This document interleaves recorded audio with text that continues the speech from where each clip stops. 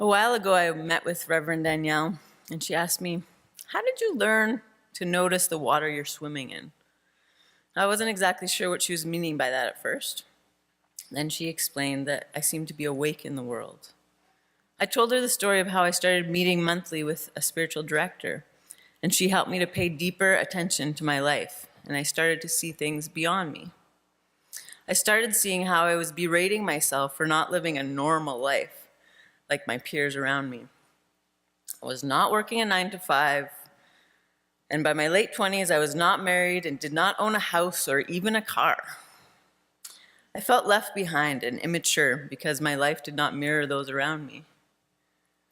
Then as I continued to meet with my spiritual director, I looked deeper and deeper and realized that the life I was idealizing was not one that would make me happy. I realized that God did not create me to fit into the same mold as those around me. I noticed that some people with the 9 to 5 jobs often have those jobs as a means to an end, to pay off school debt, to pay off their house, to pay off consumer debt from Dollarama.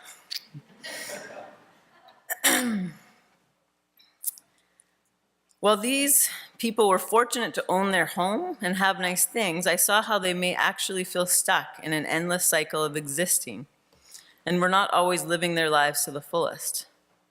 I took some time, but I came to a place where I knew that I didn't want to live my life like that, even if it meant being different than others. Realizing I was created for something different started to help quell my anxiety about not feeling like I was able to keep up with the Joneses. But the thing that really helped me set myself on solid ground in being grateful for who I am is a bird. That surprised me because I'm actually terrified of birds. My spiritual director led me in an exercise where I imagined and visualized a bird I had once seen when I lived in Australia, the bowerbird. This bird collects blue things to build its nest. It will use blue straws and blue clothes pegs and blue milk caps to weave a beautiful nest to woo its mate. As I sat there amazed at this memory, I realized that the nest was my life. No, I hadn't built my life on the customary building materials of my peers. Instead, I used building materials unique to me. And being able to weave things that I love into the framework of my life was a gift, and I finally started to see my unconventional life as something to be grateful for, not something I needed to be ashamed of.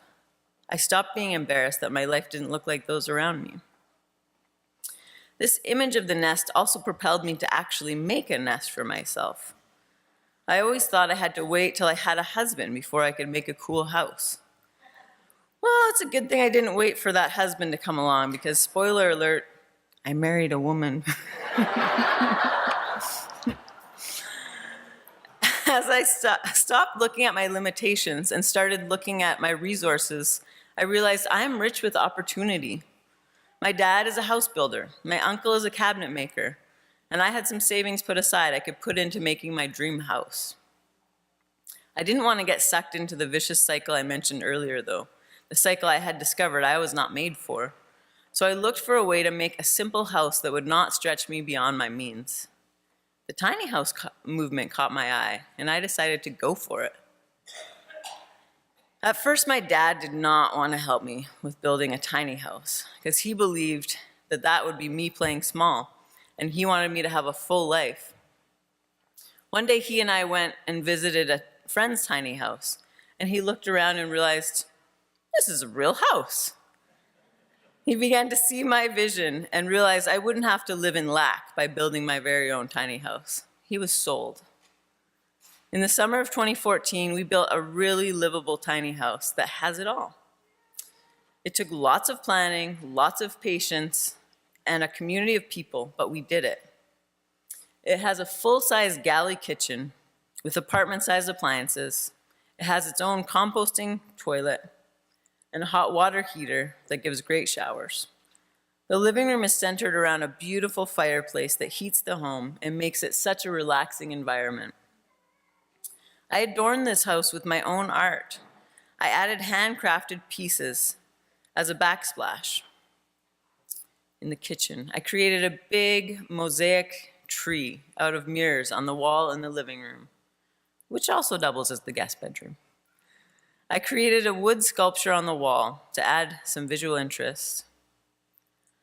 I had never put so much love and attention into a dwelling I'd had, and soon that 8 by 24-foot trailer became my home. I named this beautiful home Margot. Bringing my living costs down significantly has allowed me to live out my dreams. Not only could I live in this space, but I could use this space to offer spiritual life coaching to people who are looking for ways to be assisted in noticing the divine in their lives. I have also been able to walk with people and help them realize their deep truth, and then assist them in making that truth a reality. If I continued to try and fit into the mold of those around me, the house, the car, the stuff, I would have had to have the 9 to 5 to pay for it all. But by living more simply, I couldn't necessarily stockpile things. I had to live daily from the working of my hands, much like the Israelites did with the manna they could only collect daily. It took time to get here. I had to work really hard to get rid of the stuff and hold on to the things that were important to me, and trust that when I needed something, it would be made available to me. When I was able to realize that what was most important to me is simplicity and living my life intentionally, my world got bigger. My life is full. It's full of good things, not a rat race life that doesn't fit me. My wife and I recently met with a financial planner, and we said that we wish we had some kind of vices we could give up and thus save money, as we already live pretty simply.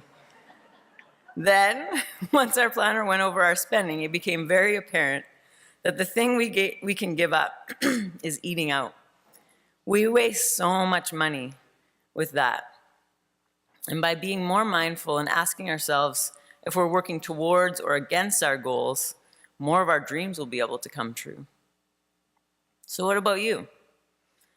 Where can you simplify things so that more of your dreams can come true? Perhaps it's not practical for you to move into a tiny house. I realize it's not practical for most people.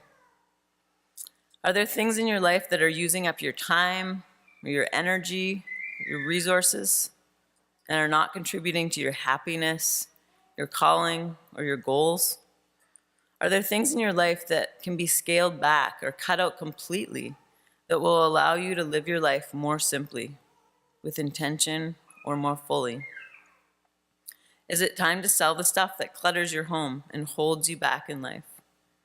What is the most important thing to you? What do you deeply desire? What fears are holding you back? If it's not fear, is it anger, resentment, guilt, or sadness? I'd like to give you a few moments to check in with yourself.